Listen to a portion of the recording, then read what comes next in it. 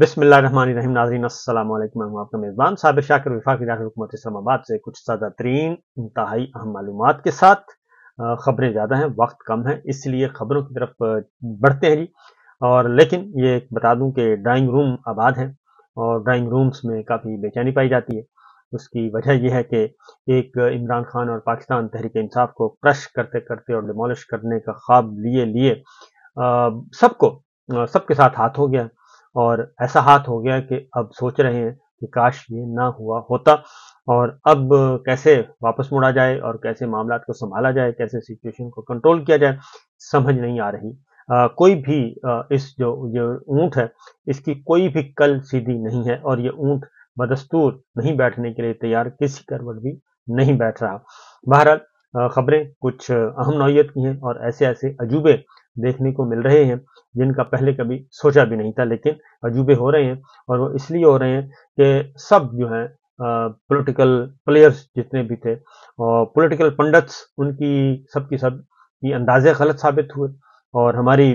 ताकतवर military establishment, military leadership के अंदाजे भी गलत साबित हुए। और उनको भी अंदाजा नहीं था कि मामलात इतने खराब हैं और पाकिस्तान के अवाम इतने बाशऊर हो चुके हैं कि वो हर तरह के खौफ से आज़ाद हो जाएंगे। और अब जो सबसे बड़ा धड़का लगा हुआ है, सबसे बड़ा जो खतरा महसूस किया जा रहा है, वो है अदलिया से। अदलिया में अब बहुत ज़्यादा बेचैनी पाई जाती है, और उस बेचैनी की वजह से अब अदलिया जो है वो अपनी खोई हुई साख बहाल कर रही है। और वो भी अब वो भी क्योंकि हमारे ही मुआशरे का हिस्सा है, उन्होंने भी देख लिया कि बहुत हो गया और कब तक आखिर अदलिया व खामोश रहेगी। और उन्होंने भी अब आगे बढ़कर आइन और कानून की दोबारा किताब थाम ली है, और उसके अकॉर्डिंग भी अब आगे बढ़ा जाएगा।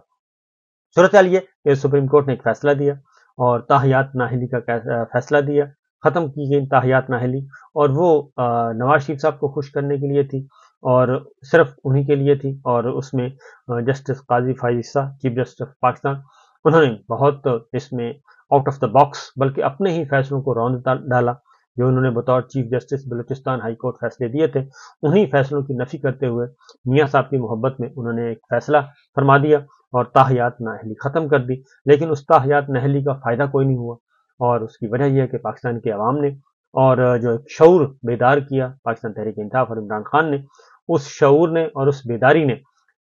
उस ताहियात नाअहली वाले मामले को भी रद्दी की टोकरी में डाल दिया, और उसका भी कोई पुरसाने हाल नहीं रहा। और मियाँ साहब जो है वो अपनी दोनों सीटें हार गए, और मुस्लिम लीग नवाज जो है उन सबको पता है कि वो फॉर्म 47 के तहत बैठे हैं, और अब वहां से भी चीखो पुकार बुलंद हो रही है, और आपस में ही वो उलझ पड़े हैं। और कोई शहबाज शरीफ साहब की आवाज़ बोल रहा है, तो कोई GHQ की आवाज़ बोल रहा है, और एक तरफ हनीफ अब्बासी साहब हैं, दूसरी तरफ जावेद लतीफ़ साहब हैं, तीसरी तरफ का ख्वाजा आसिफ साहब हैं। वो आपस में ही एक दूसरे को, कोई मरीम साहिबा की आवाज़ बुलंद किए हुए उनके तर्जुमानी कर रहा है, कोई नवाज शरीफ साहब की तर्जुमानी कर रहा है। इरफान सिद्दीकी साहब आ चुके हैं, वो सब पे मरहम रखना चाहते हैं, और उनका ख्याल है कि सब अच्छा है। तो ये सब अच्छा जो है वो मियाँ साहब के कोई बंदा पूछे, दिल से करीब जाके पूछे मियाँ साहब के, और उनके कान में अपना अपना जो है अपने कान उनके मुंह के करीब लेके जाके पूछे कि मियाँ साहब, जो इरफान सिद्दीकी साहब कह रहे हैं क्या ऐसा ही है? तो उससे अंदाजा हो जाएगा, क्योंकि सबसे बड़ा हैंड तो उन्हीं के साथ हुआ है। और खास तौर पे बहरहाल आगे बढ़ते नहीं खबरों की तरफ, क्योंकि कुछ खबरें इसी से मुताल्लिक हैं, और आगे जाके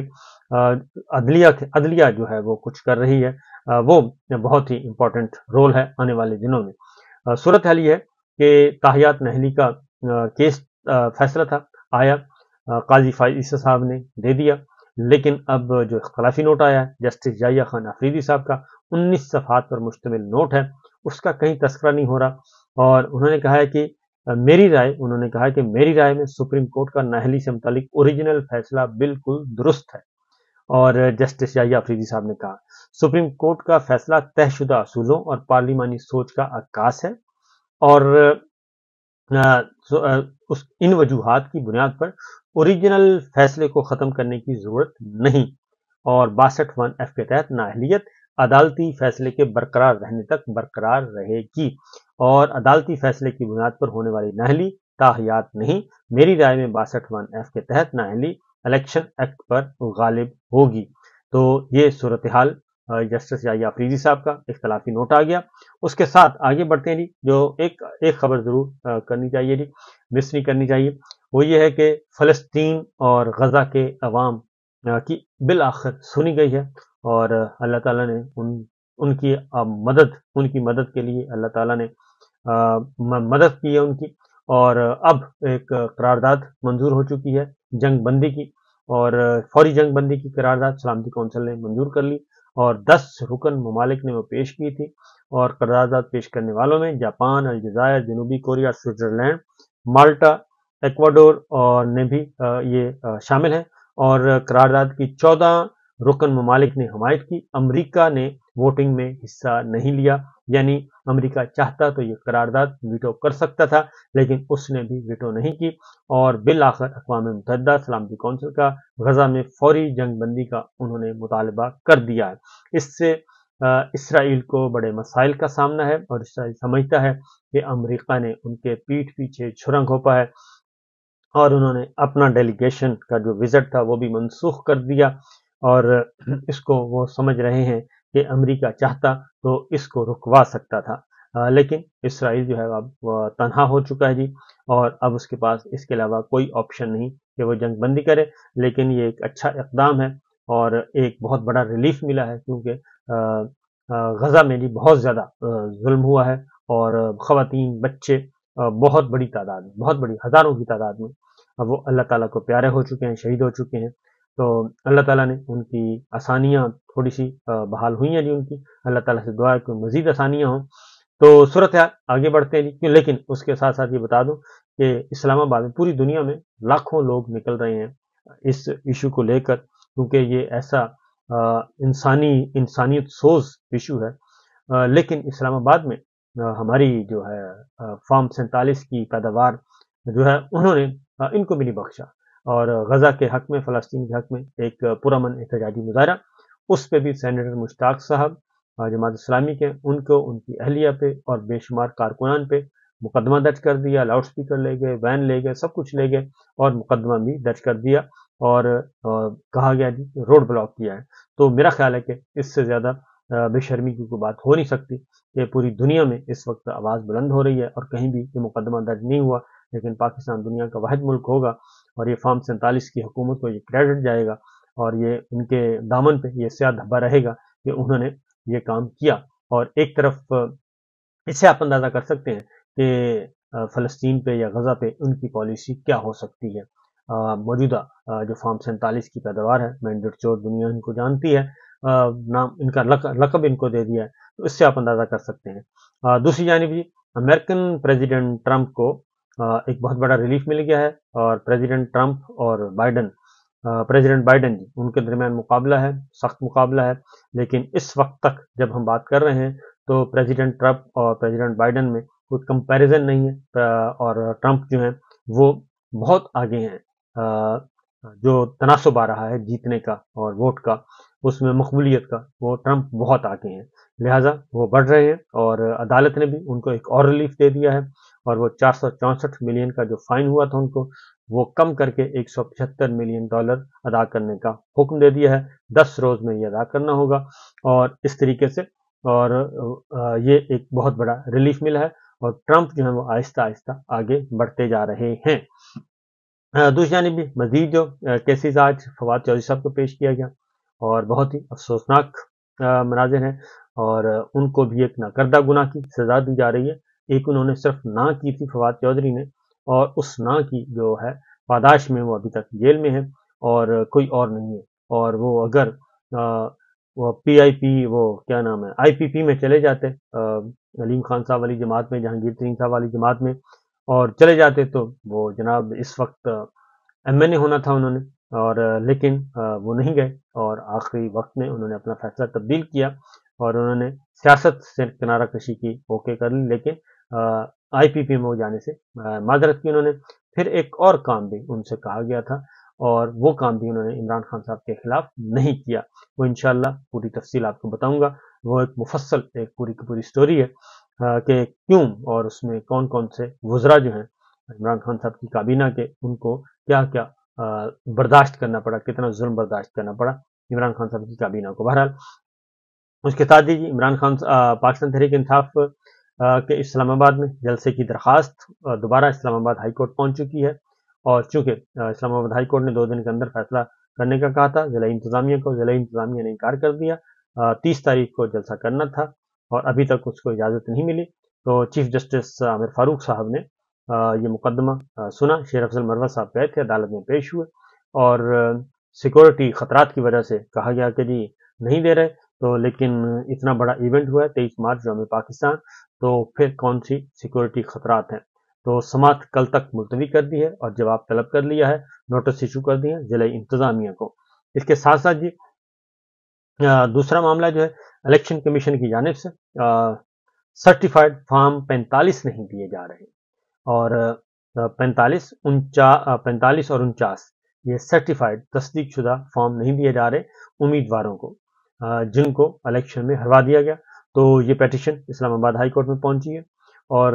سلمان اکرم راجہ صاحب، شعیب شاہین صاحب دونوں کی درخواستوں پر الیکشن کمیشن کو کل کے لیے نوٹس جاری کر دیا گیا ہے، اور اس کی سماعت چیف جسٹس عامر فاروق صاحب نے کی۔ سرٹیفائیڈ فارم جو ہیں اب یہ تصدیق شدہ ریکارڈ مانگا جا رہا ہے، جو الیکشن ہوا ہے 45 فارم ہے، فارم 49 ہے، اس کا تصدیق شدہ ریکارڈ مانگا جا رہا ہے الیکشن کمیشن سے، کیونکہ ان کے پاس ہے نہیں ہے تصدیق شدہ، جو ہے وہ فورجری والا ہے سارے کا سارا، کیونکہ فارم 45 اگر اوریجنل دیتے ہیں تو مارے جاتے ہیں، اس میں پاکستان تحریک انصاف جیتی ہوئی ہے، اور اگر فورجری والا دیتے ہیں تو بھی مارے جاتے ہیں، کیونکہ پاکستان تحریک انصاف اور دیگر امیدواروں کے پاس اصل فارم 45 موجود ہیں،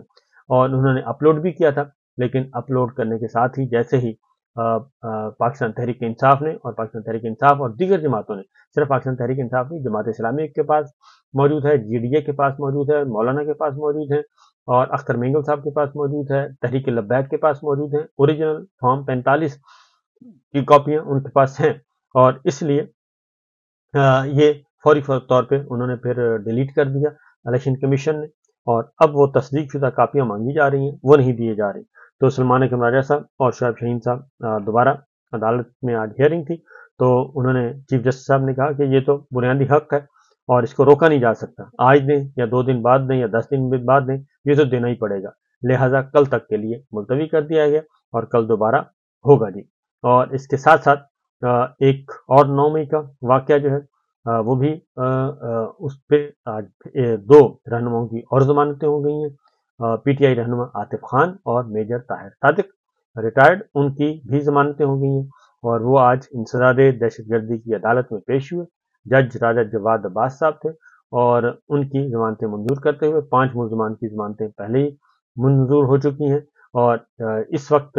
جج صاحب تھے نہیں، کیونکہ ابو الحسن ذوالقرنین صاحب چھٹیوں پر ہیں، لہٰذا ان کی ضمانتیں ایکسٹینڈ کی گئیں اور 2 ماہ کی رخصت پر ہیں، اور 18 اپریل اگلی تاریخ ہے، 18 اپریل تک ان کی ضمانتوں میں توسیع کر دی گئی۔